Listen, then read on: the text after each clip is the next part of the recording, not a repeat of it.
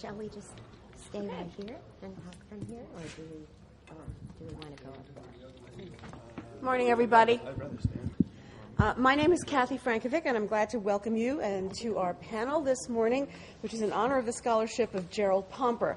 I assume that all of you know about Gerald Pomper, but I will tell you a little about him anyway. He is the Board of Governors Professor of Political Science at Eagleton Institute of Politics. He has been at Rutgers University for many years and is the author or editor of at least 20 books. I couldn't quite get the number right. It was either 19 or 20 or 21, depending on what website you went to.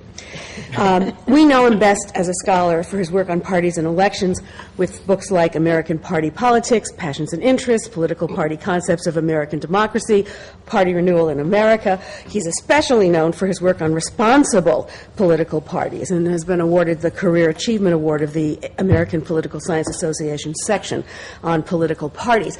I worked with Jerry in graduate school. He was my dissertation advisor, and I know him best for his books on elections, nominating the president, the election of 1992, 1996, 2000, 1988, 1984, 1980, 7 of them anyway, and in a 24-year series on U.S. national elections, and of course elections in America and voters' choice, voters' elections and parties, and negative campaigning. There's even a book about New Jersey politics and other state parties in general, and there's a lot more theoretical work. The Future of American Democratic Politics, a symposium that was developed while he was the interim director of the Walt Whitman Center at Rutgers, and Ordinary Heroes and American Democracy. He has a very healthy interest in the history of American elections, as indicated by his book of how the New York Times covered critical elections, and there'll be some reference of that to that in this panel. But Jerry was also a teacher in his more than 40 years at Rutgers. He was chairman of the University and the Livingston College Political Science Departments, and has been a Fulbright or a visiting professor in places like Tel Aviv University, Oxford, and the Australian National University. And he held the first Tip O'Neill Chair in Public Life at Northeastern University. He has multiple PhD students. Two of us are on this panel, Maureen Moakley and myself. He has had these PhD students over many decades. They include people who are very active in public opinion research, as well as lots of academics. And you know, he was given an award by Livingston College, which was at first an experimental part of Rutgers University campus, and was given a Livingston Legacy Award in 2011, just very recently. He played a key role in the establishment and the growth of Livingston College. There's also Jerry's activity in practical politics, which the best part I like the best is when he served with Senator Humphrey's staff in Atlantic City in the National Convention and turned it into a research paper and an article in the Journal of Politics, the nomination of Hubert Humphrey for vice president. That was a long time ago. Anyway, let's begin. We have 3 papers that reflect the scholarship of Jerry Pomper, the historical examples of elections, the developments of political parties and changes in political parties, and the saga of political activists and party activists. We're going to start with Bill Meyer, who's actually responsible for the creation of this panel, a former colleague of Jerry's at Northeastern University, and someone who has written with Jerry. And he is picking up on the history of elections in a paper that's called Theory Meets Practice, the Presidential Selection Process in the First Federal Election in 1789.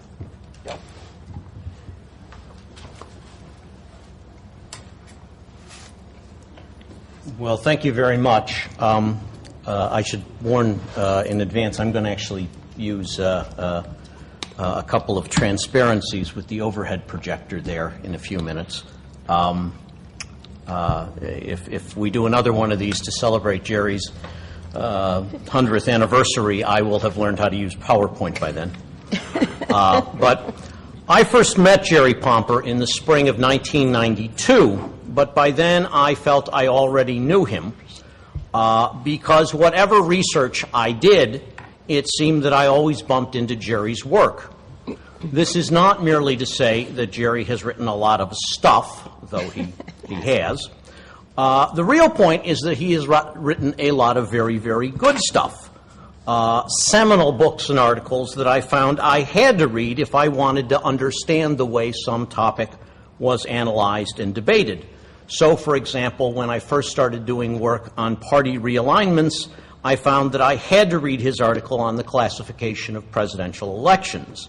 And when I got interested in the presidential nomination process, I discovered that if you wanted to know what the process looked like before the reformers got a hold of it, there were really only 3 good books on the topic, one of which was Jerry's Nominating the President.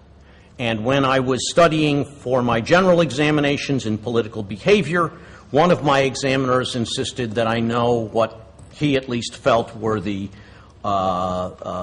great milestones in the history of American voting analysis, one of which was the development of path analytic models, and the best of those, he and I both ended up feeling, was the one by Pomper and Mark Schulman.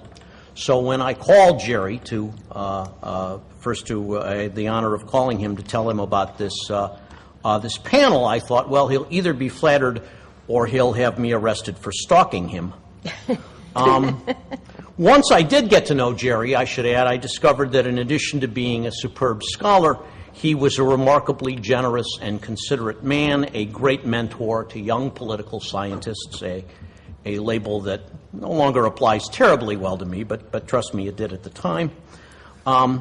Anyway, the paper I'm delivering here today is part of what I hope will be ultimately a larger history of the American presidential selection process.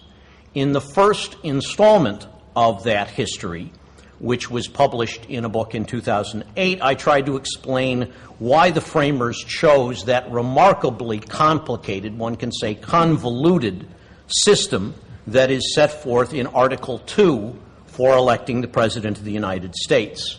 And in this paper, I carry the story one step forward by looking at what happened when the process was first put into practice in the election of 1788 to 89. And if you like the presentation I'm making today, it will be coming out in a book called The Making of the Presidential Candidates 2012, should be out in another month or two, makes a great Christmas gift.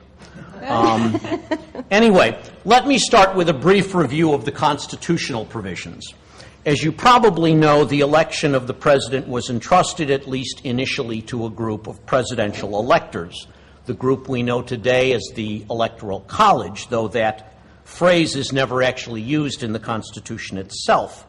How the electors would be chosen was left to the discretion of the state legislatures. However they were chosen, they would meet in their respective states and cast 2 presidential votes. The votes would later be counted in front of a joint session of Congress, and if someone received a vote from a majority of the electors, he would be elected president. If no one got a majority, or if 2 candidates tied for the lead, a contingent election would be held in the House of Representatives. The other important provision is that the second place finisher in this in the Electoral College balloting would become vice president. Okay, so far, but how was the system actually supposed to work in practice? In the paper, I pose 4 specific questions, and here let me turn if I can to see if I can get this. If not, I may just tell you that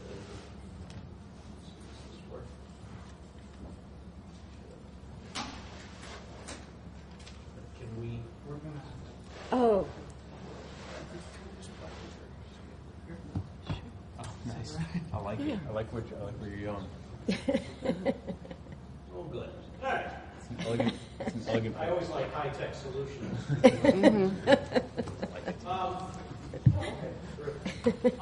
So I said I posed 4 questions in the beginning of this paper. This is still on the level of what was expected in theory. First of all, how would the presidential electors be chosen? And though there are some contemporary historians who say that it was always intended that the members of the Electoral College would be popularly elected, I can find no strong evidence for that in the historical records. In fact, I think that the framers did not have a strong preference, which is why they left it to the discretion of the state legislatures. Second question, how would the presidential electors make their decisions? Would they be independent decision makers, or would they be instructed by whoever it was that selected them? And there is not a lot of discussion of this in the contemporary records, but to the extent that there is, the evidence strongly favors the idea that they would be independent decision makers. A good example of this is the discussion by Alexander Hamilton in Federalist 68, which is devoted to presidential selection, where he talks about how the electors would possess information and discernment, how they would act under circumstances favorable to deliberation. Well, that hardly sounds like they were going to be just errand boys who would vote for whoever they were instructed to vote for. Third question, here you can flip to the next transparency. How would the huge number of potential presidential candidates be narrowed down to a manageable number of alternatives? That is to say, how would candidates be nominated? And there are two answers to this, I think, in the surviving records. One is that the Electoral College itself would turn out to be,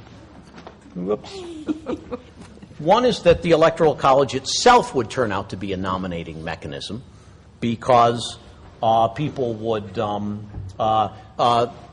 they didn't think that in most elections somebody would win a majority of the vote, and instead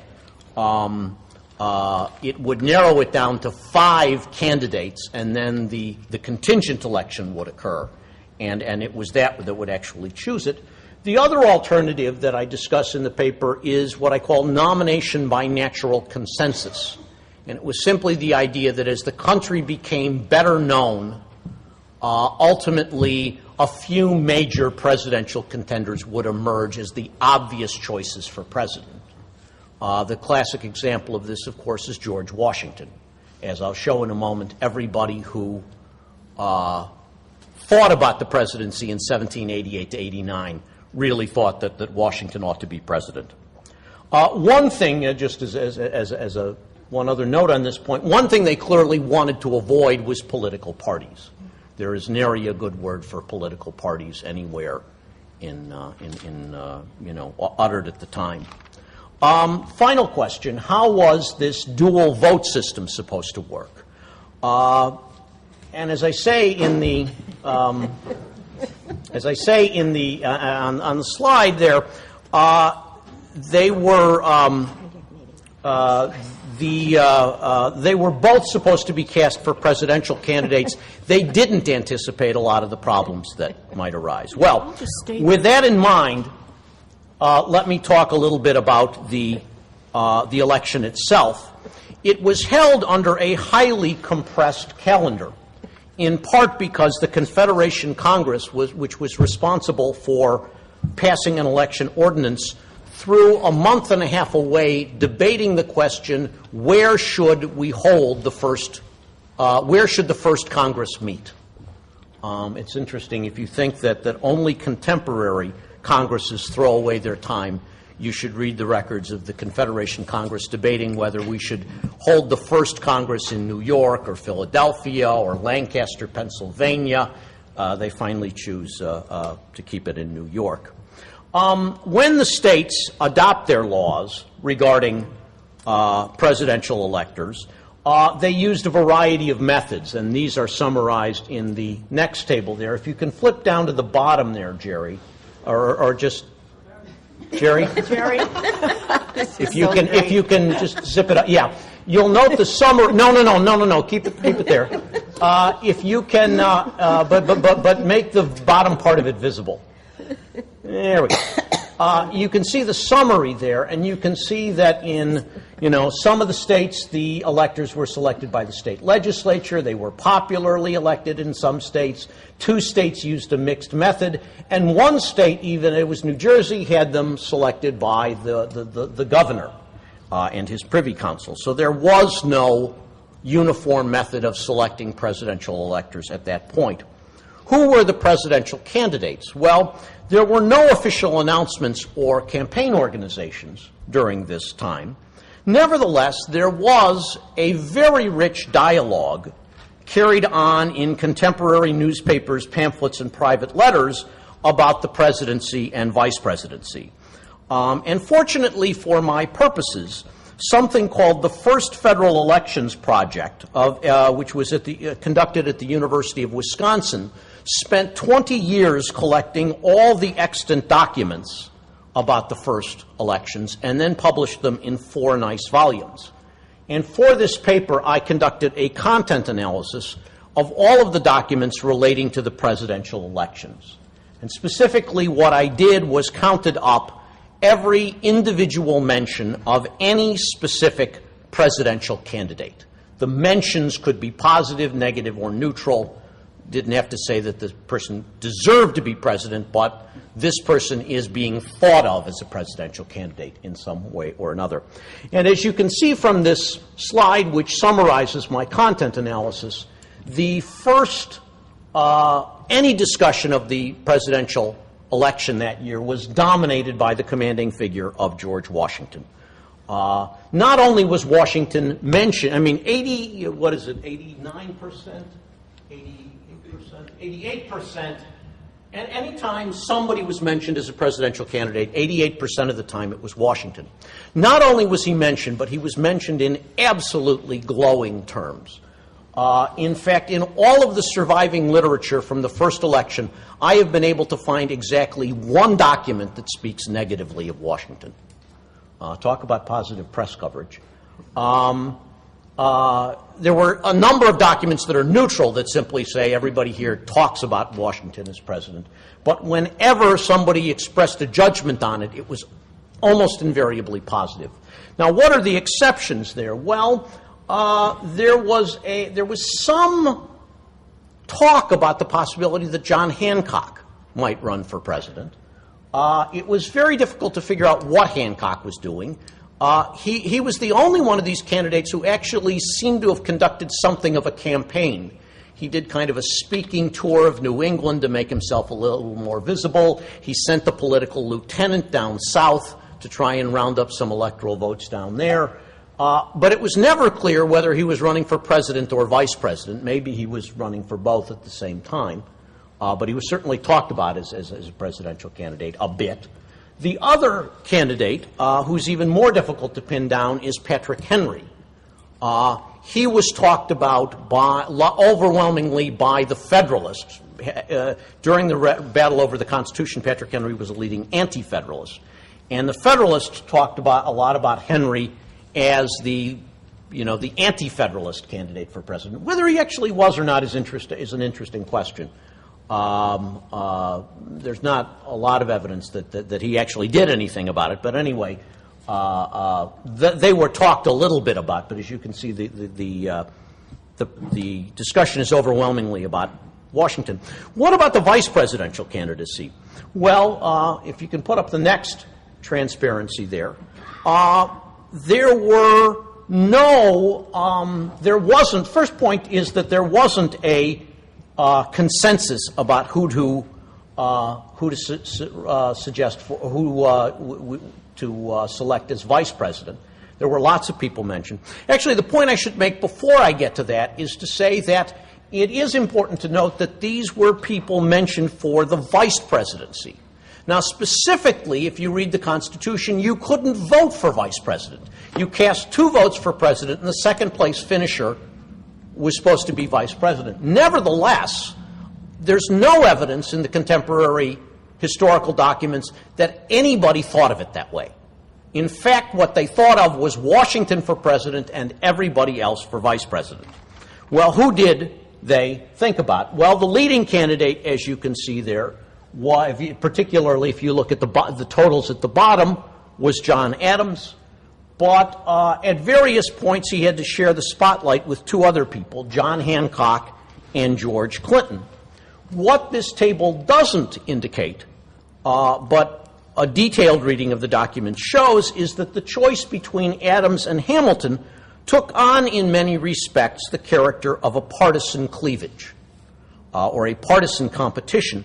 The basic line of division that existed in the 1788 to 89 elections was not the one that would emerge in what we know today as the first-party system, but a continuation of the debate over the Constitution, the division between Federalists and Anti-Federalists. That is, for example, the principal way that contemporary observers kept score of the election. Today, if we keep score, we say, well, the Republicans gained this many seats, or the Democrats gained some seats in the Senate, or whatever. At the time, the way they kept score was how many Federalists got elected, how many Anti-Federalists, or how many supporters of the Constitution, how many supporters of amendments. The Anti-Federalists didn't openly challenge Washington for president, but they clearly did try to elect an Anti-Federalist vice president. And while they didn't have a national convention, they did make some attempt to coordinate their efforts. In the fall of 1788, the opponents of the Constitution from New York consulted with their counterparts in Virginia. Those were the two leading Anti-Federalist states, and they agreed to support New York Governor George Clinton for vice president. They then sent around a circular letter to Anti-Federalists in all the other states that explicitly said, we've consulted, we've decided to support George Clinton, and we urge the supporters of amendments in other states to do likewise. The Federalists made their choice in a less explicit, more decentralized manner, and yet there was a great deal of back and forth about who the Federalists, mainly in private correspondence, about who the Federalists should support for vice president. If you go up to the very top of the table, sorry to have you keep manipulating these, Jerry, you'll note that in the beginning, the leading candidate for vice president on the Federalist side is actually John Hancock. But as time goes on, doubts about Hancock surface. Why? One was concerns about his health. He was not in very good health at this point. There was some question about whether he would accept the office, whether he was willing to play second fiddle to somebody else. And finally, there were some questions about whether he really was much of a Federalist, about how committed he was to the Constitution.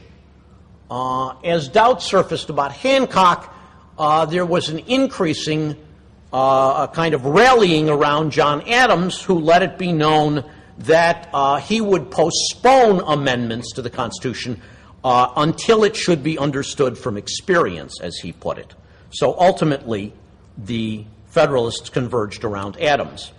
So that's what the election looks like on a national level. What about the view from the states? Well, it varies enormously. In states where the state legislature selected the electors, we really don't know what happened. The legislative journals record who got elected, and that's it. They don't record votes. They don't say whether there were other candidates. They don't say whether there was any debate or disagreement. But in those states where the electors were popularly elected, there was sometimes an effort to nominate a slate of electors and then carry on a campaign. The best example of this, which is shown up on this transparency, is the state of Maryland, where the Federalist and Anti-Federalist members of the state legislature caucused and each nominated a slate of 8 electors. They then carried on something of a campaign. The situation here is a bit complicated. The Anti-Federalists were a distinct minority in Maryland, and therefore the Anti-Federalist slate actually included some Federalists on it, sort of an attempt to blur the differences. But as you can see, if you know who was on what slates, you can make an almost perfect accounting of the votes there. That is to say, the candidates that were all on both the Federalist and Anti-Federalist states get, whatever that is, 7,000 votes, and the candidates that are just on the Federalist state get about 5,000, and the candidates that are on all of the Anti-Federalist states get, about 2,000, and so on. So there really was an impressive level of party organization or party-like organization in Maryland. Little less so in other states. In any event, the Federalists clearly dominated the selecting of the presidential electors. Indeed, so complete was the Federalist triumph that shortly after the electors were chosen on January 7th, a new concern arose. What if John Adams should get elected president by accident? The problem here was that dual vote system that I've mentioned earlier. There were a total of 69 electors who cast votes in the first presidential election. Nobody knew for certain what their inclinations were, but the best guess at the time was that about 60 of them were Federalists. Turned out it was actually about like 66. Now imagine that these 60 all vote 60 votes for Washington and 60 votes for John Adams. Well, if the 9 anti-Federalist electors really wanted to throw a monkey wrench into the system, they could all vote for John Adams and then somebody else. And the result would be that John Adams would get elected president and George Washington would be elected vice president, which a whole lot of people at the time regarded as an absolute tragedy if it were to occur. There was a real feeling that the future of the nation, to some extent, hinged on the election of George Washington. So the result was that in the month before the electoral votes were actually cast, an extensive correspondence was carried out among Federalist leaders about cutting John Adams, about throwing away a few electoral votes here and there to make sure that George Washington would get elected president. As it turns out, the 3 anti-Federalist electors all voted for Washington, but an extensive effort was made to limit John Adams' electoral vote, and it was successful. He won just 34 of the 69 electoral votes, enough to put him in second place and get him elected vice president, but only about, a little less than half of George Washington's total. So the bottom line is that that first system, the presidential nomination or election process set forth in the Constitution didn't work terribly well, even in the very first presidential election. Already we were starting to see the problems with that dual vote system, which was clearly so problematic. Early in the records of the first federal election, there are already 2 major people who describe it as a defect in the Constitution. And so ultimately it was eliminated in the 12th Amendment. But really the system doesn't start to take on something like what we know today until the 1820s. Great. Thank you.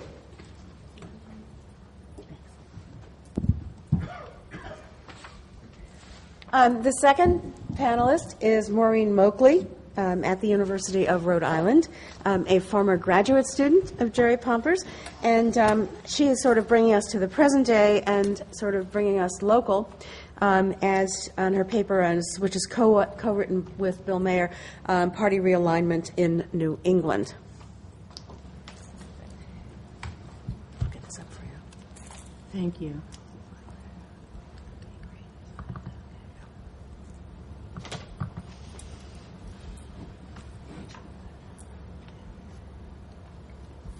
Great, thank you.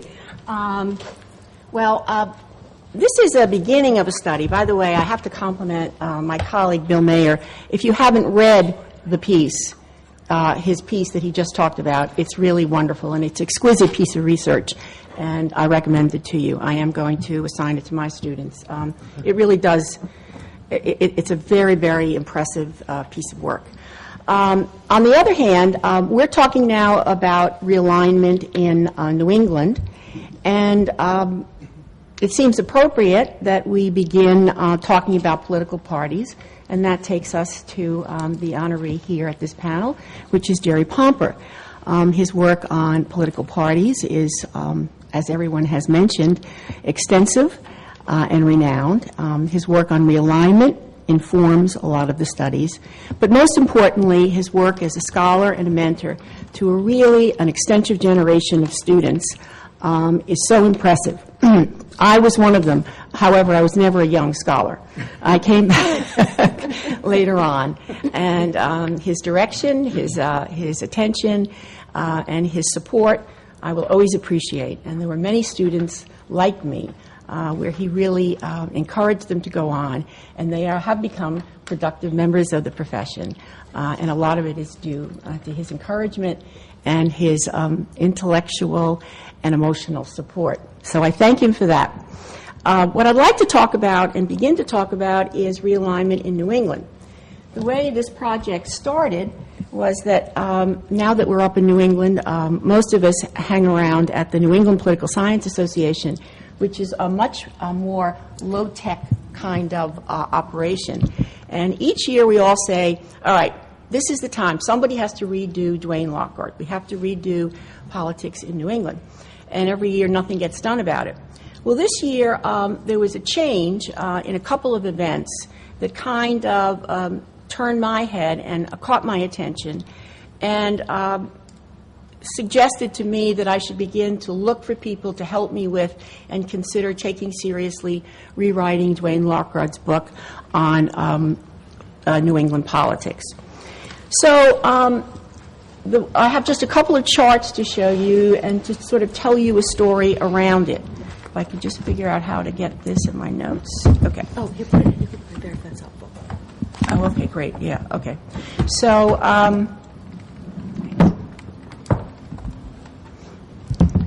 okay, the first thing is, in the election of 2008, one of the things that everybody noted was, of course, the takeover of the Democrats, the election of Barack Obama, but only a few people noticed the fact that in New England, the House delegation of Republicans ceased to exist. That is, that from the region of New England, there was not one member of the Republican Party elected to the Congress. That was a stunning turn of events, given what we know about New England, given that we talk about New England as being two New Englands. It's especially impressive in terms of what we call the upper tier states.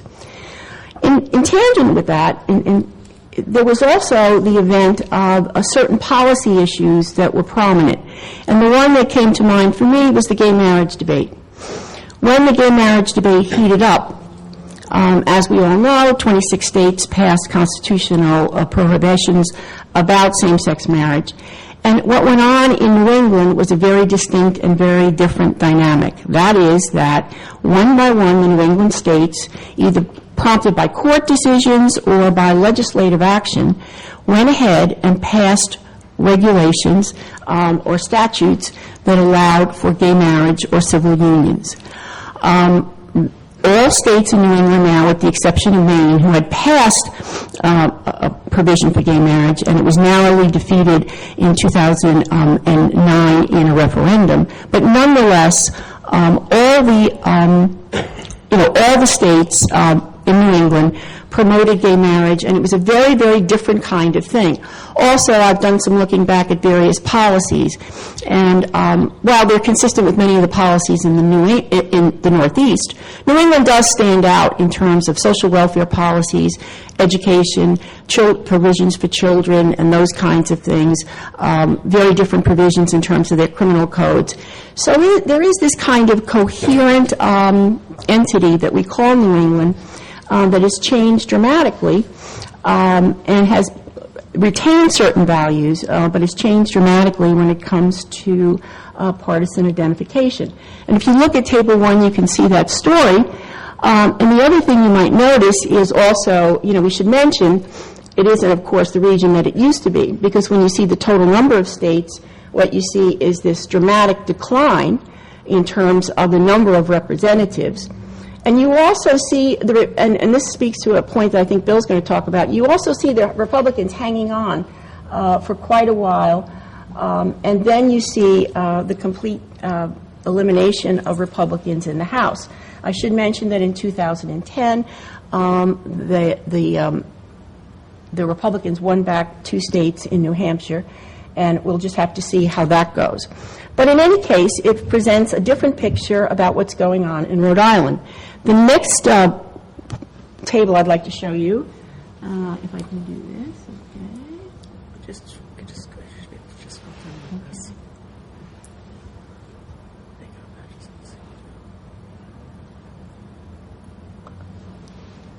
Here we go, regional and presidential voting. And here you can see the trends that operate from 1900 through 2008. And you would see the expected kind of things where the Republicans, the differential from the national, the Republicans don't do as well. But then you can see the bump that you get in 1928. But then you see in 1960 a really large bump, and then the striking thing is the dramatic pluralities that exist, particularly in after the 1900s. I mean, there has been this really identifiable shift in terms of the level of the presidential vote. There's strong support now for the Democrats in terms of the federal delegation. And when you look at the Senate, of course, what you see is John Chafee leaving the Republican Party when he left the Congress, and I'll talk about that in a minute. He's now an independent governor of Rhode Island, and also Jim Jeffords. So what you see at the national level is this really marked shift in terms of support for the Democrats across the board.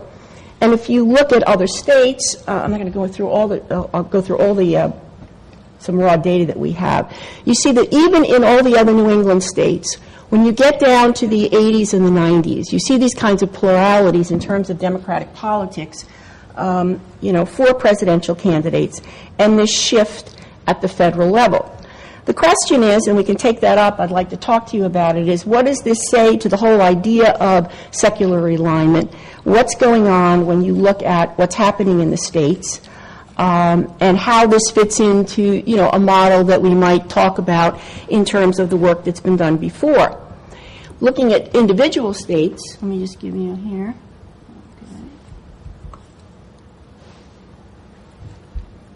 You see the national and state presidential vote in Massachusetts and Rhode Island. The pattern is basically the same, but the pluralities are that much stronger.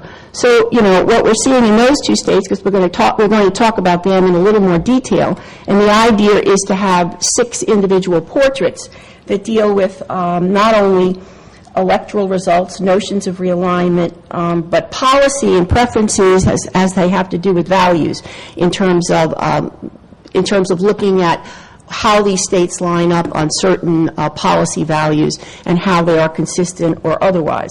So when we look at this, we see that there has been this tremendous shift at the presidential level. Now what I'd like to do, I have the story of this and the story of Rhode Island. Let me just get this.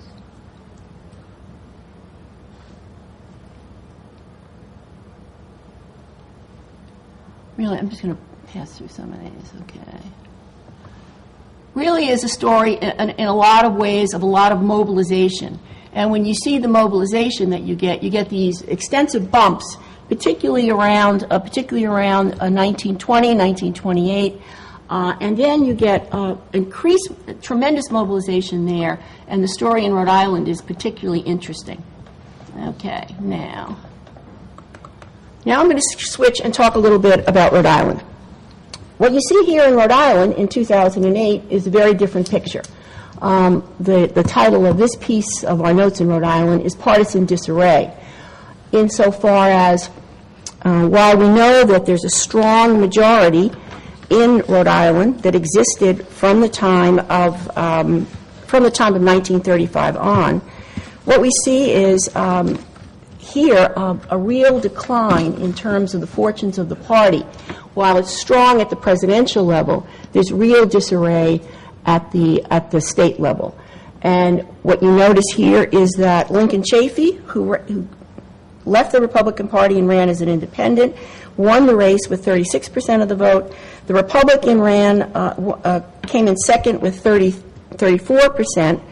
The Democrat only got 23%. We have a new party that has been registered, and the moderate party came in at 6.5%. One of the other interesting things is the Democratic candidate, one of the reasons why he did so poorly is that he made overtures to the Republican Party, and he tried to switch and become a Republican. The voters found out about that, didn't take too kindly to it. So the story of Rhode Island is one there where there's partisan disarray now, but certainly there was this massive mobilization of the Democratic majority. The interesting thing about that is that the struggle for control in the state went on long before 1928. There was, the Democrats were nipping at the heels in terms of numbers and in terms of winning offices before that time. There were a lot of fraud, corruption, and also restrictive voting policies that were put in place. For example, nationalized immigrants couldn't vote, that favored the Yankee establishment. So what 1928 really did, after a period of time, was mobilize the electorate so that they were were the dominant party. They took over at the state level in 1935, but it was done in a very competitive way. It was called the Bloodless Revolution. In the election of 1934, the Democrats were able to win the lower house, the governor, and the lieutenant governor.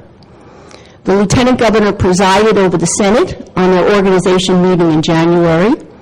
The lieutenant governor refused to recognize the Republicans, invalidated a number of Republican elections.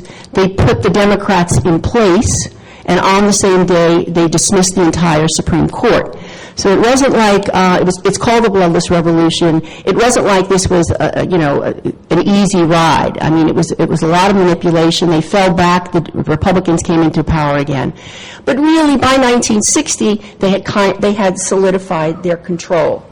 So we see this kind of control that happens after 1960. Now, what we see is certainly strong support for Democrats at the federal level, but a very mixed picture at the state level. Since 1985, there has been only one Democratic governor in the state of Rhode Island. For the general offices, of which there are 5, there are considerable numbers of Republican that routinely win office. The strength of the Democratic Party is in the legislature, which after 1960 runs about 80% majority for the Democrats. But there, certainly one of the things that keeps the Democrats in power is the unions that are very strong and will target routinely individual legislators. They're very small constituencies, 13,000 in the House and 26,000 in the Senate. So if you can interfere in a primary, you can make a difference. So the Democrats are completely in power, but they're holding on because of strong support from the unions, and also because it's simply the power of the majority. That is, that if you're a citizen legislature with no office and no money, it's very uncomfortable being in the out. So what you get is what we call a lot of dinos.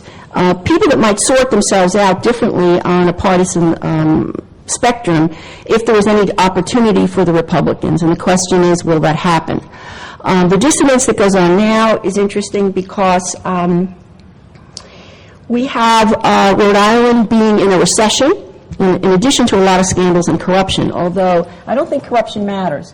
I don't think corruption matters because when I think of Massachusetts, that doesn't seem to hurt.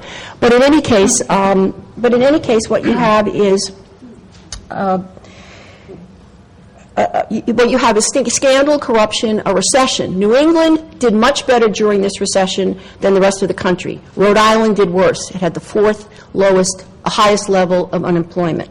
And also, finally, what's going on is a pension crisis where per capita in the whole country, it's the largest unfunded mandate. The budget in Rhode Island, federal and state budget, is $7.7 billion. The unfunded mandate is $9.2. There's going to be enormous upheaval about addressing this problem in terms of taxes, rescinding benefits, even going after retirees. So at that point, one wonders how you match what's happening at the state level with what's happening at the federal level. And Bill is going to, I'm going to put this one other. Is that the one we put at the end? Yeah, we put it at the end. Yeah.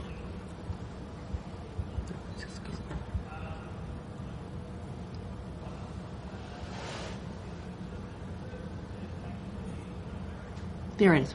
Okay. Okay. Well, I apologize for talking twice here. I was originally just supposed to do this panel with Maureen or this paper, and Bill Crotty, who joins me in congratulating Jerry, had a health problem in the family, and so wasn't there, and that explains why I did the other paper. But anyway, this one table, can you? Yeah, I'm going to do zip it. this Don't up worry. just a little bit? You have 4 minutes. 4 minutes. Well, I won't even. I hope I won't take that long. This table is an attempt to summarize the situation that has prevailed in Massachusetts. Where you'll note, I mean, if you want to feel, if you're really old, you remember when Massachusetts was a Republican state.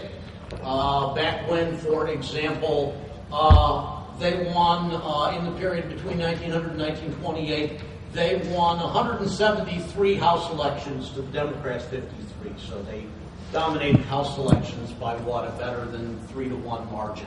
And if you look at the, I won't go down further, but if you were to look at the situation in the State House of Representatives and the State Senate, you see the same thing.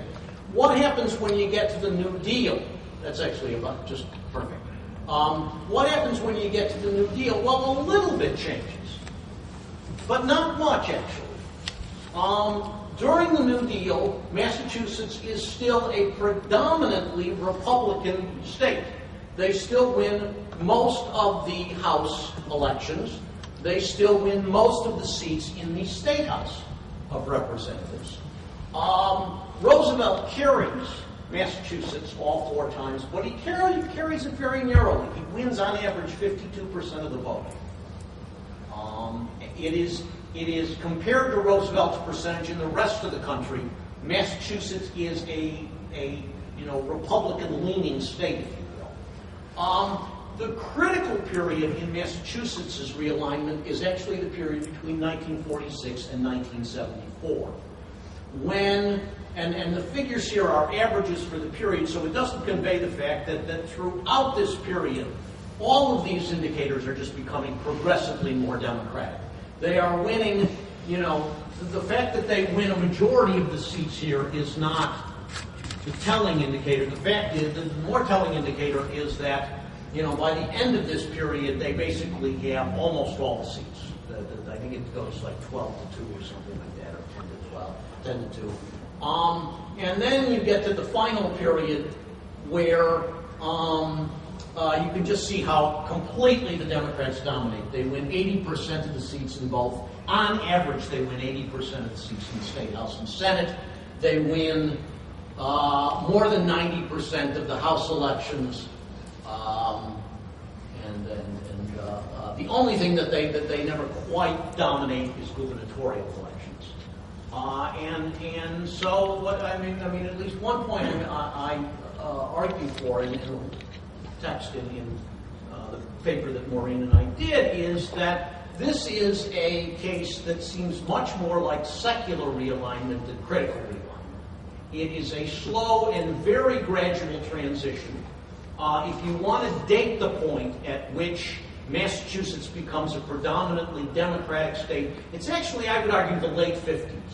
That's the last time, that's when a majority of the seats in the House finally go Democratic in Massachusetts. That's 56 is the last time that the Republicans have a majority in either the State House or the State Senate. But it's a very slow and gradual transition.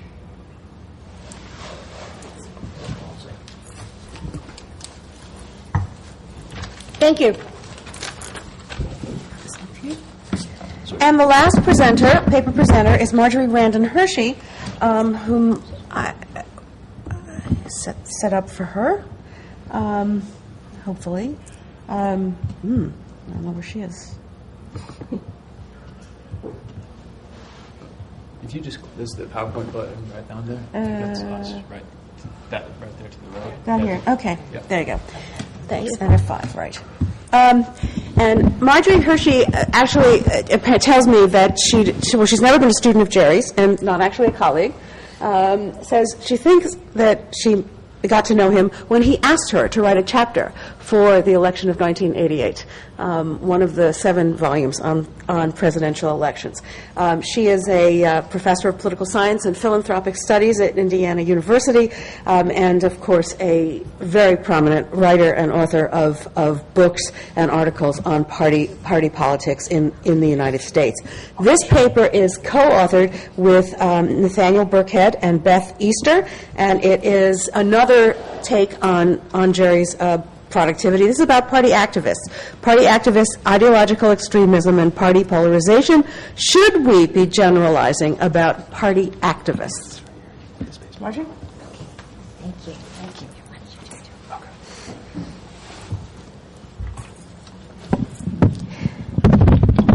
Thank you, Kathy. I'm grateful just to be able to see over the podium. It's a genuine privilege for me and for Nate and for Beth to be a part of this panel in honor of Jerry Pomper. And I think you can see one of the many reasons why Jerry is seen as such a powerful influence in the field of political behavior that's gone on in the little mini drama that's been happening to try to find a way to blend high-tech and low-tech presentation systems over here. When somebody was needed to deal with the transparencies, it was Jerry who immediately jumped up and volunteered. That demonstrates, I think, the generosity of spirit that I and so many others have benefited from, and shows what a terrific mentor he has been. Okay, research owes a great deal to Jerry's work, as does most research on voting behavior. The early empirical studies showed that most people's issue attitudes were only loosely connected with their party identifications. Jerry's work demonstrated that this was changing in the 1960s and 70s, that a partisan sorting in issues, attitudes toward major issues, was beginning to occur, that of course would come to have profound effects on the parties, on voting behavior, and on the nature of people who became politically active during and since that time. Our paper deals with the relationship between these political activists and ideological extremism. Political scientists have demonstrated that the major American parties, at least the party organizations and the parties in government, are more polarized now than they have been for more than a century. The Democrats more consistently liberal, the Republicans more consistently conservative, with virtually no overlap. And this is thought to have produced changes ranging from an increase in power granted to congressional party leaders to a level of incivility in political debate and gridlock in legislatures that threatens our ability to deal with fundamental issues. It's become conventional wisdom within political science to identify the growing ideological polarization of party activists as the main reason for this polarization of the parties and the candidates and the elected officials more generally. Thank you, Nate. There might be 3 pathways by which activists cause elected officials to polarize. One is a resource pathway. That means activists controlling resources, money, volunteering, influence other people's voting choices that candidates need. The second is an information pathway. Activists have greater contact with elected officials than do other citizens, so activists have greater influence on the information environment of candidates. And the third is the nomination pathway, that activists are more likely to influence the process by which candidates are nominated. Now, this all sounds very plausible. It's a very reasonable story. Its only flaw is that, unfortunately, we have so little actual empirical evidence for it. In fact, as Larry Bartels has written, we know surprisingly little about political activists altogether. We need to know a lot more about who they are, about how they behave, about whether or not they are as polarized as has been claimed.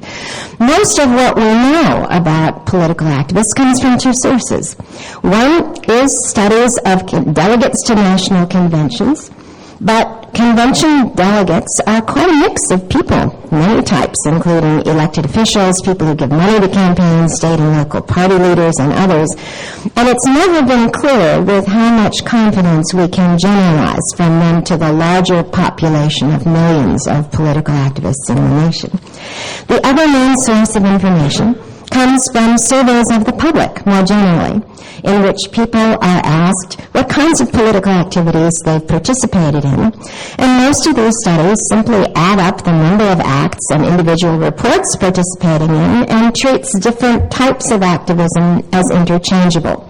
An activist could be somebody who gives money, or somebody who becomes involved in a party, or somebody who tries to influence other voters. And yet, we've learned from the work of Verban, Schlasman, and Brady that different types of participation can vary quite a bit from one another in the kinds of resources they require, in the amount of conflict to which participants are exposed, and other important differences. In short, it shows that different types of participation are not interchangeable. So we addressed 3 types of questions in our work. First, we asked whether it is, in fact, valid to generalize about political activists, as most of our research does, most of the research in political science does. Did people who took part in one form of political activism resemble people who took part in others with respect to their social demographic profiles and the degree to which their views on issues were polarized? So we used the cumulative ANS data file from 1984 to 2008. We created a subset of those respondents who reported engaging in at least one form of political activity other than voting, and we used a series of logistic regressions to predict the likelihood that respondents will engage in various kinds of participation. Later, my co-authors, Nate and Beth, will show you through factor analysis and through structural equations the degree to which we found clusters of types of activists and whether these clusters differed in their ideological polarization. So what did we find? For those of you who like to look at coefficients and who have a copy of the stuff that we've handed out, take a look at tables 1 and 3, but I'd recommend figures 1 through 4 instead. Those are at the end of those handouts because Nate has done just an amazing job of creating these charts of some of our results. Looking at the respondents, boy, I'm really keeping Nate happy today, who engage in these 8 activities, in addition to trying to influence other people's votes, attending a political meeting or rally, working for a party or campaign, displaying a campaign button or a yard sign, or contributing to a candidate, a party, or another political group. We also looked at those in our subset who voted as a point of comparison. We found that their social demographic profiles are fairly similar, but with some interesting and notable differences. And one of those involves race, and you'll see a wonderful portrayal in Figure 2. Blacks and non-blacks are similar in their probability of engaging in several types of political activity, voting, attending political meetings, taking part in a party or a campaign, but blacks are much less likely to make monetary contributions of all kinds than non-blacks are, with both income and education controlled. Looking at women, which you'll find back in Table 1, women are significantly less likely to participate by attending a political meeting or by trying to influence other people's votes, and less likely to give money to candidates or other political groups. And then there's the folks whom we have fondly come to call the button people. The people who display political buttons or signs turn out to be remarkably different from those who participate in other types of activities. They are less educated, lower income, more likely to be black. The correlations between their participation in other types of activism are frequently signed negative and significant, especially with making monetary contributions of all kinds and attending political meetings. This needs to be explained. It's not our purpose in this paper so much to go into why this might be, but simply whether or not these activists can be generalized from. This is not a trivial bunch of folks. This is the 3rd most common type of activity after voting and trying to influence other people's votes, and has a profile that differs from that of all the others. We offer some speculation in the paper, but it is speculation. So how do these participants in various activities compare in terms of their polarization on issues? In terms of self-reported extremism, we created a folded ideological self-report measure so that activists who consider themselves moderate are at one end of this scale, and those who reported themselves as extreme, either on the liberal or conservative side, were at the other. And in Figure 3 and Table 3, we find that most types of activists did rate themselves as more extreme, but this was not true of some of people who attended political meetings and, as you might guess, people who displayed buttons or signs. Looking at specific issue domains other than ideological self-ratings, we looked at abortion, defense spending, government spending on social services, attitudes toward Christian fundamentalists. Our findings were really quite mixed and not characterized by the finding that these types of activism were almost always more extreme than people who participated less. We found a high degree of polarization on some issue domains among the participants in some types of activities. In others, the activists were more likely to be moderate than they were extreme. And in short, at this point in the analysis, we found that there is reason to look beyond, to look beneath the general term political activists, because some of these activities we've thrown in the same pot for so long behave differently from others and in some interesting ways. We found, and this presages what Beth is about to tell you, that activities that involve monetary donations did not show a pattern of greater extremism on issues. Financial donors were more likely to want defense spending to remain about the same, and also more likely to want government spending on social services to be cut. In contrast, those who attended political meetings and worked for parties or campaigns were not more polarized, but rather more liberal, more likely to want to see defense spending cut. There were indications in this analysis that the three types of financial contributors showed some resemblances to one another in their issue attitudes, and there were other kinds of similarities among those who tried to influence the votes of others, attended meetings, and worked for parties and campaigns. And again, those who displayed political buttons or signs stood out. They were polarized in their attitudes toward fundamentalists, somewhat polarized in their attitudes toward defense spending, but characteristic of their socio-demographic profile, they were more pro-life on abortion and more likely to want increased government spending on social services. Okay, Beth?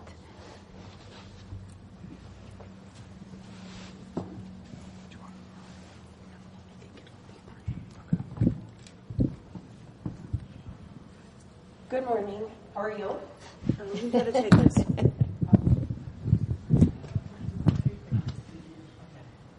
I'm going to present the results for whether we should consider all forms of activism as one group or whether they should be considered as separate types of activism.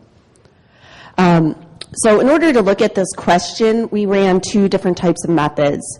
We first conducted a factor analysis, and then we estimated structural equation models. For these analyses, we used the ANES file that Professor Hershey had previously mentioned. So this graph first shows the eigenvalues for the first three extracted factors. And starting with the third factor, the eigenvalue is below 1, which indicates that there are two factors for looking at these different types of activist participation. This graph then shows the factor loadings. On the x-axis are the factor loadings for factor 1, and the y-axis is the factor loadings for factor 2. So the contribution variables tended to have higher loadings for factor 1, this group, and then the other variables tended to have higher loadings for factor 2. And here you can see the button people, as we like to call them, are kind of off there out on their own. So we were kind of thinking, what do these variables have in common? And the first group, the contribution variables, require the resource of money, whereas the second group requires the resource of time. We then estimated two structural equation models. The first model is the general activist model on the left. And all 8 types of activist participation load on one latent variable. Then we ran a second structural equation model that had 2 latent variables. All of the time-based variables loaded on one latent variable, and then the contribution variables loaded on a second latent variable. We included vote on both of those. And then so just both of the models, the general activist model and the two activist model, had a good fit according to the fit indices. We also thought, though, that there were some strengths to the two activist model, just that the correlations were higher between the indicators and the latent variables. There was a higher R squared. So really just the bottom line is that we believe that it's empirically valid to treat these two groups as two separate types. We also believe that there are strong theoretical reasons that individuals that have financial resources are more likely to engage in contributions, whereas individuals that have greater time are more likely to engage in attending a rally, working for a campaign.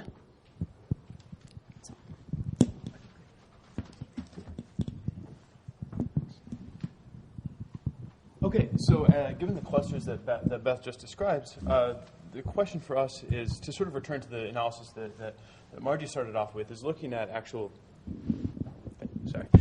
looking at polarization across issue domains, and so it's going to be sort of similar in the effect, although we don't have pretty pictures this time. So what do we find? If you increase financial activism, what sort of relationship does that have with one's ideology? Same thing for participatory activism. And we find that increasing one's financial activism from the minimum to the maximum while holding all the values at their means increases the likelihood of being an extremist by roughly 50%, and decreases the likelihood of identifying as moderate by about a third. These are sort of small probabilities. The likelihood of being an extremist increases to about 0.1 from 0.05. So again, we're not talking about the majority of it's not a big group, but nonetheless, it's still a sizable increase, and it's certainly significant. We find a similar story with increasing participatory activism, and it actually has a more dramatic effect in terms of increasing the likelihood of being an extremist, and a similarly large likelihood of reducing your, a similarly sized effect of reducing your likelihood to be a moderate. Moving as well to the issue domains that we discussed previously, using Larry Bartel's sort of issue domains, he created factor scores of social welfare, moral conservatism, and anti-government attitudes in his 2010 paper, and we look at activist ideology as it relates to those. And we see it's again a sort of a mixed message here, as before with the specific issue domains, but we find that financial activists does sort of increase your likelihood of being an extremist in social welfare by about 0.1. This is on table 9 in the handout. The moral conservatism by about 0.1 as well, and anti-government attitudes by just sort of a nil amount. It seems that anti-government attitudes are not really stimulated one way or the other by activism. In a sense, this should make some sense, right? If you're an anti-government, if you have really strong anti-government attitudes, you're unlikely to engage in the government. So we also find income seems to have a bit of a moderating effect. We find that blacks are less likely to be extreme on moral conservative issues. They're more likely to be extreme on social issues. And we find that Democrats and independents are relatively similar in their likelihood of being extreme, while Republicans are actually more extreme. Oh, okay, 2 minutes more. Great. So, and then, so moving forward to the likelihood of actually sort of looking at the pathways of activism, rethinking a bit exactly how it is that activists are likely to sort of promote polarization. It's sort of a common thing now is to point and look at why elites are so polarized, and to sort of point the finger at the activists. You know, we have a little bit of empirical work and quite a bit more theoretical work, but the question is exactly what linkage is there? There's this group, but how exactly do they sort of promote elite level polarization? And so we again break out the 3 ways that we can think of. There's obviously resources. Activists provide both money for the campaign coffers, and they also, of course, are boots on the ground to go door to door, to go canvass and the like. They also provide information, right? Anytime information can be conveyed to politicians, that's going to be taken into account, even if it's in an indirect manner. And of course, then they also control the nomination through caucus votes, caucuses and primary votes. The NES doesn't offer sort of the empirical leverage that we like for this measures, and so we actually used the full sample of the 2008 CCES, which has a very nice N and also a lot of good questions. we find that resource and information providers are more likely to identify as extremists and less likely to identify as moderates. There's a modest effect. This is in Table 10. But we find that nomination voters are no more likely to be extreme and they're no less likely to be moderate, which actually confirms some of the more recent work by Romowitz, by Noander, that really shows that primary voters are really no different than are the rest. This, of course, is the only measure that we have right now of the nomination pathway. We look forward to a little bit more nuance when we get the chance. What does this tell us? So we know that there are contrary elements that we miss when we generalize in terms of party activists. Simply just constructing a scale that says party activists are those who report doing 3 of the following 7 activities without really regard for what those activities are is really missing an important nuance, and in particular, these button wearers are just weird. We find, again, we find 2 clusters that they really do co-vary, but they do so in different ways. We also find a bit of a question about the likelihood of identifying as an extremist. Again, maximizing one's likelihood of participation doesn't really have as big an effect in terms of identifying as an extremist. From 0.05 to 0.1 is a big jump, but it's still a really, really low number of people who are actually extreme. And we seem to find some support for this idea that the pathways, these linkages, have some sort of level of validity, and it's something that we're going to continue further as we try to sort of unpack a little bit and think a little bit more carefully about exactly how these activists are likely to relate to their elected officials. Thank you.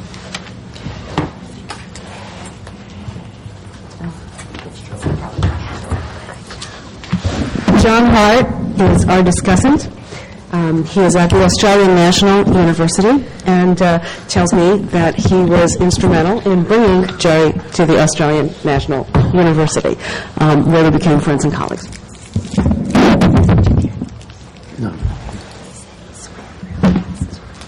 I feel slightly fraudulent acting as a discussant for these papers. I'm not a specialist on parties or elections, but there was no way I was going to turn down Bill Meyer's offer to be part of this panel honouring Jerry Pomper, even if I have to confess to fraud. Jerry, let me say it's a real pleasure to be part of this session,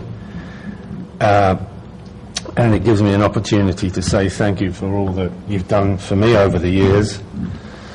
I first met Jerry through his writings, I guess like a lot of people, specifically through the Confusion to Clarity article that appeared in 1972. It was one of those articles that you read and you know you'll never forget it.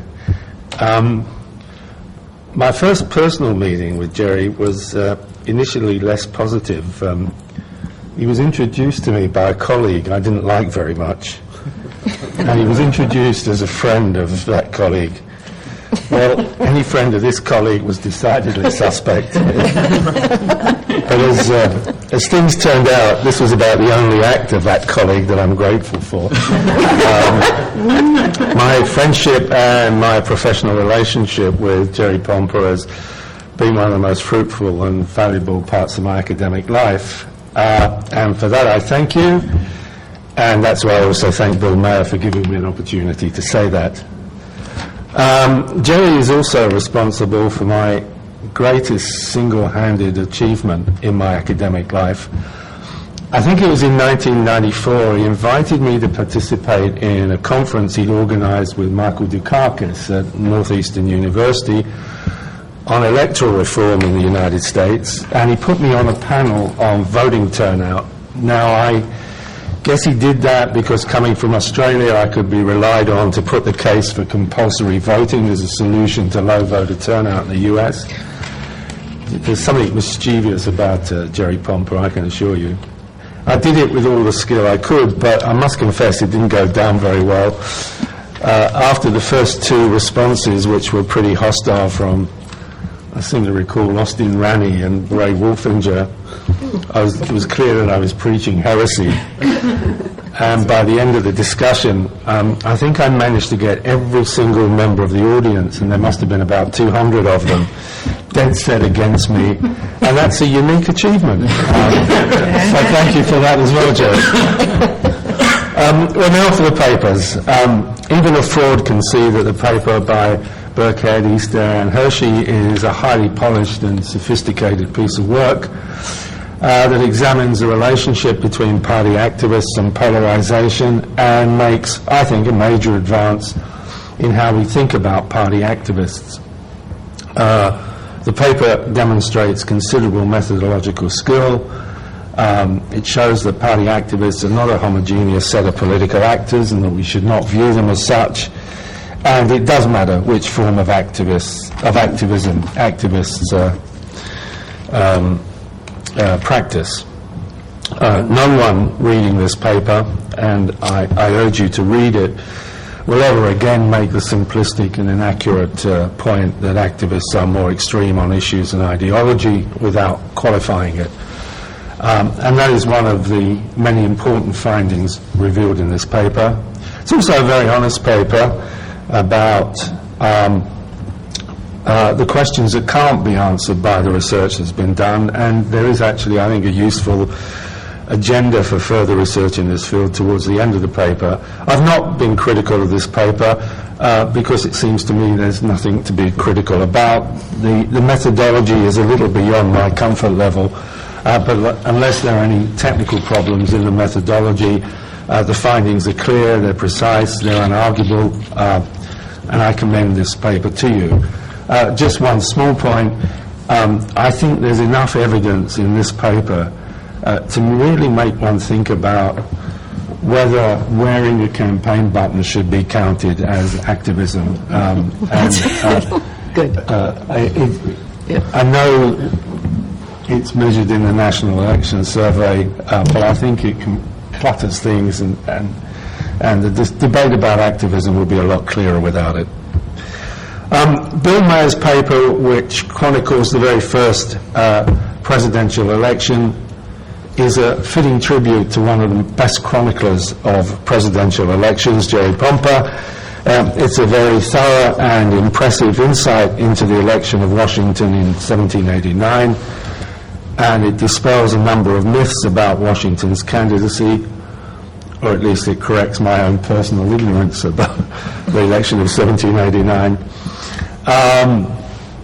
I long thought that no one else was considered as a possible first president apart from Washington. I certainly wasn't aware that at least 4 states chose electors through some form of popular vote right from the start. This was a wonderful read, and I thoroughly enjoyed it.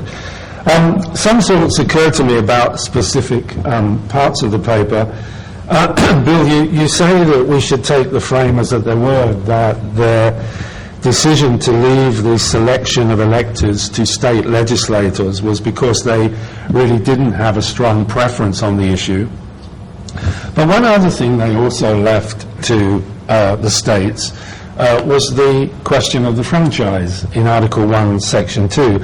And I just wonder whether those two factors might be related. That is, were they turned off any method of direct voting for electors because they would have then had to have taken into account the issue of the eligibility to vote. And it seems to me that the franchise was clearly an issue that the framers didn't want to buy into. And just a suggestion. Secondly, this is a small point. I was quite intrigued by what you pointed out in the paper, that although there was a majority requirement for the election of president, the majority requirement didn't relate to the vice presidency. It was simply the person with the second highest number of electoral votes. But actually, when I looked at the clause in the Constitution, it didn't actually say that. What the Constitution says is that in every case, after the choice of president, the person having the greatest number of votes of the electors shall be the vice president. And that means that, assuming that there would have been a contingency election, that was the expectation of the framers, it was a way of providing for the fact that the candidate with the greatest number of electoral votes, if it didn't win in the House of Representatives, would actually be the number 2, the vice president. And that seems to, the wording seems to indicate to me that the framers must have been aware of the problem of the dual vote when they were actually drafting the Constitution. You say in the paper that they were well aware of it shortly afterwards and actually before the election, but that wording, which allows for, I mean, if, for example, the 1824 case had taken place without the 12th Amendment, Jackson would have ended up as vice president. That seems to me to indicate that they knew there was a problem while they were drafting the dual vote provision. And the other intriguing thing about your paper is you're brave enough to try to explain why the framers made this terrible error. And I think you let them off the hook. You say that many of the founders recognized that the dual vote provision was a mistake before the first election was concluded. You say they were mortal, and by implications, mortals make mistakes. And then on page 46 of the paper, you suggest that the mistake was attributable to the assumption that electors would throw away one vote on home state candidates. But it seems to me that why would the framers have expected each state to have produced a home state candidate in any election? And wouldn't they have, or rather, wouldn't the larger states at least be very cautious about throwing away an electoral vote from each of their electors on a home state candidate? It would have clearly reduced their electoral impact. Anyway, but a terrific paper and well worth reading. The Moakley and Meyer paper, the one on New England, is clearly a work in progress, but nevertheless, even in its early stages, it raises a number of important points.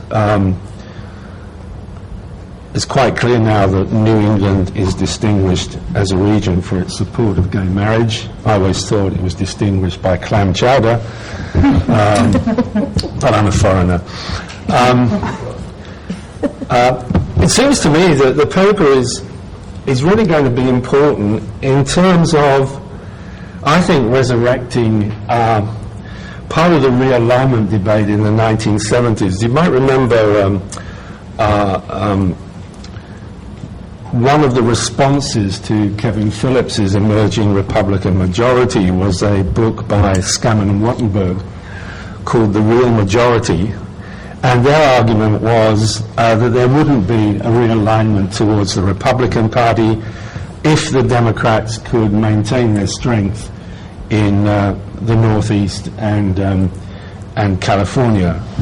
And I think they did a lot of damage to their own argument, partly because they gave that model a very stupid name. They called it Quad Cali. And in fact, a lot in this paper seems to back up a lot of what Scammon and Wattenberg was saying about the strength of the Democratic vote in the Northeast. And that not that the Democrats the Northeast would remain a Democratic area because the Northeast was a declining area, but actually more positively that the Northeast was a strong Democratic area and would stay so, notwithstanding what Kevin Phillips has said. I just take one issue with the paper, and this is over Al Smith and the effect of Smith on the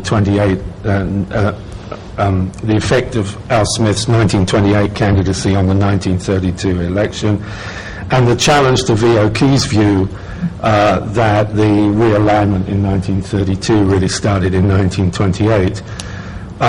It seems to me that it wasn't a question of so much of the states that Al Smith carried, but rather the change in the Democratic share of the vote right across the whole Northeast.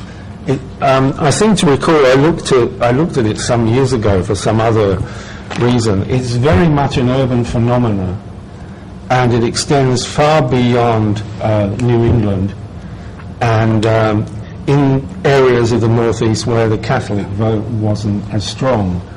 So, I don't know, I tend to think there was something to what Keith said about the realignment being forged, first of all, in 1928. So, again, a terrific paper, and I look forward to seeing that when it comes out in its final form. So, in brief, they're my comments. If anyone wants to talk to me about compulsory voting afterwards, I'm still happy to discuss it in spite of what Jerry Pomper did. Thank you. I think it's only fair at a panel put together to honor the scholarship of Gerald Pomper to allow Gerald Pomper to have the last words.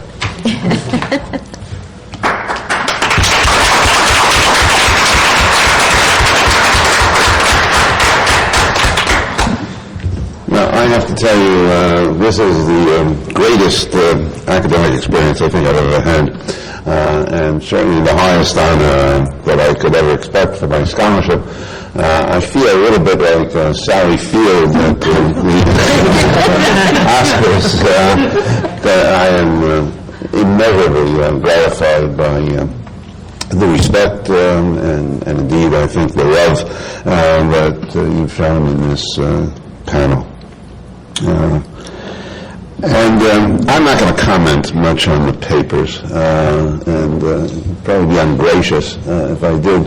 But I like them all because there's one common thread. They all challenge conventional wisdom.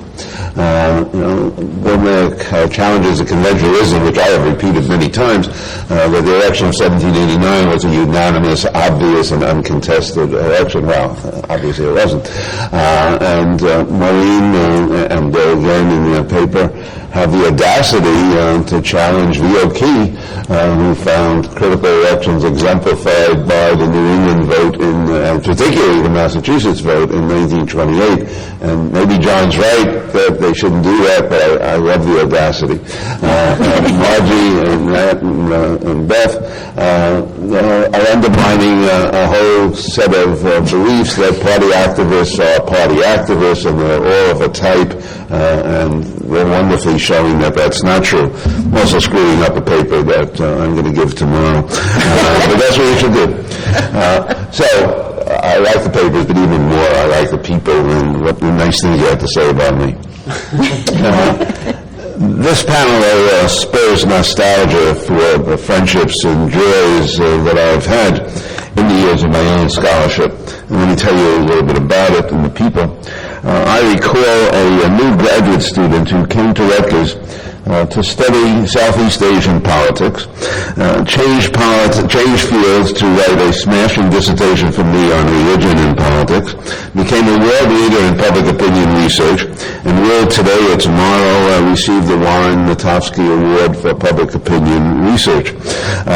So with pride and admiration, I thank you, Kathy. I remember another graduate student, sort of young, New Jersey housewife who blossomed into a sharp intellect, skillfully analyzed party activists in the dissertation we drafted on a lunch napkin, and stands today as a leading scholar of state politics, as evidenced in the paper you've heard. And so I commend and thank my dear friend Maureen Moakley. I can still remember another dissertation which I did not supervise, but I enthusiastically reviewed for the University of Michigan Press on changing party ideologies in the 1960s. He became an incomparably articulate guide to change in American politics, and too briefly, a colleague at Northeastern University. And Bill, my special thanks to you for arranging this tribute. I also am gratified by the collaboration and mutual support shared by a peerless mentor in research at Indiana, where she has done consistently excellent work on American parties, providing a model of professionalism which will be recognized here at the APSA by the CQ Press Award for mentoring. We have a whole bunch of prize winners. Yeah. And although she turned aside my hopes that she would come to Rutgers, Marjorie Hershey has still been my scholarly collaborator and teacher indirectly. Her contributing contribution to the discipline is evident in the sophisticated paper presented today with her by her students, Nate Birkhead and Beth Easter. As the years have gone by, I have been fortunate to travel and hold visiting positions abroad. None could compare to the months I spent in Australia. There, this continental country of charm and promise was personified by a scholar not only of charm and promise, or some charm and great promise, but of achievement, insight, and leadership. John Hart is the best chair of a department I have ever known, and he has become the best of friends. Thank you, John. And let me also remember our absent friend, Bill Crowdy. Bill and I have shared scholarship, interests, a chair at Northeastern, and also an incomparable evening at a Chicago bar where the constituents and Bill's conversation demonstrated in the most intimate way the importance and efficiency of ethnicity and solidarity in the creation and, in those days, persistence of the urban machine. And finally, let me acknowledge two members of the audience who have contributed significantly to my research. My son, Miles, sitting in the back, as a child indexed 2 of my books, has collaborated as an adult on others, and now is a world-class researcher on nuclear non-proliferation. And I must give formal thanks here to my in-house editor, inspiration, co-author, and lover, Maureen Pomper. And thank you to all of you. Let me turn, and it won't be long, let me turn to the scholarship that you have all benignly praised.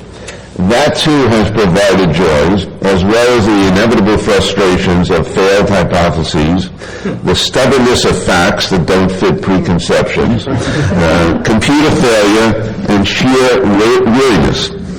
Yet there have also been satisfactions and perhaps lessons for other researchers. And let me mention a few of these memories, and really just 4. I broke into the APSR with the article From Confusion to Clarity, which has been benignly cited by Marjorie, Nate, and Beth. I argue that I enjoyed that research because it challenged the conventional wisdom of the time, and of course because it furthered my career. But I particularly liked it, and still do, because of my childhood. The family and people I knew when growing up were relatively uneducated, spent most of their time making a sparse living, yet were deeply concerned with politics, and it seemed to me articulate in defending their interests. My article vindicated them and other American voters, finding them responsive to the political party's ideologies rather than the clods portrayed in the conventional interpretations drawn from the American voter. And one lesson I hope you'll all draw is that we will continue to respect those clear-headed voters. Secondly, I may be most proud of my work on political party platforms.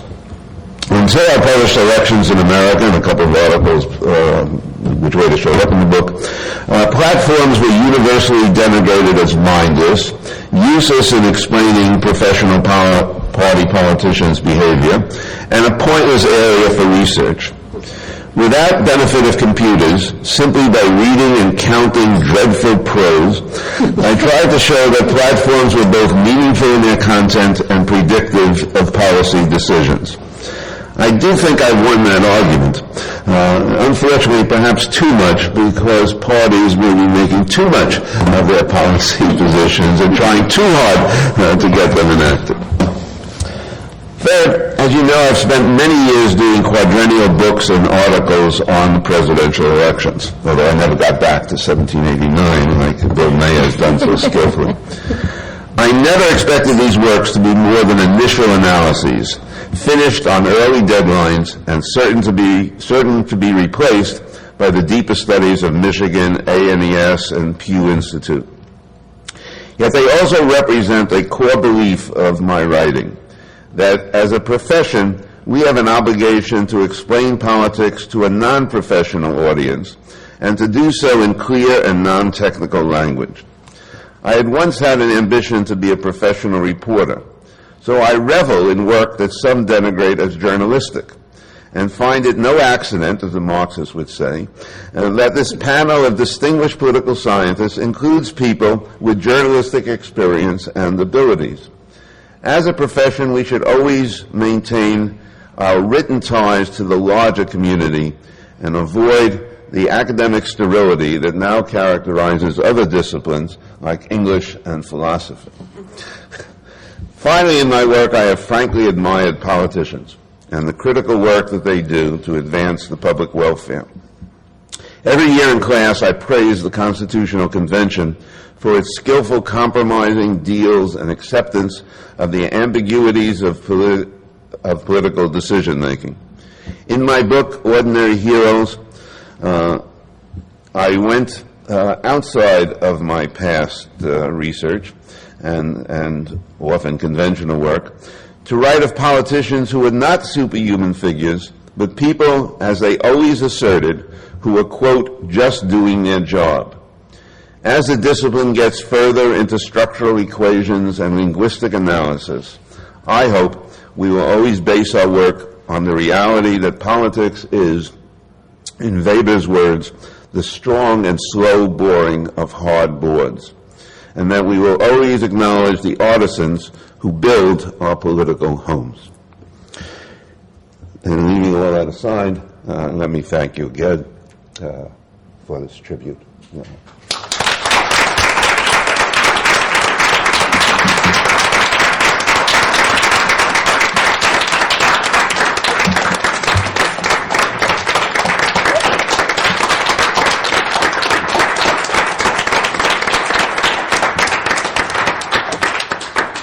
Thank you all for coming.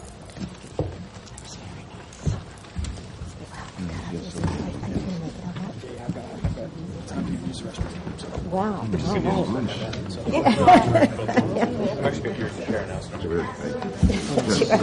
Yeah, thank you. I can't find it. Thank you, Marty. Good job, both of you. I'm thrilled for you. Well, when is your award being given? November. Oh, November. I thought it was November in in New York. No. It's actually a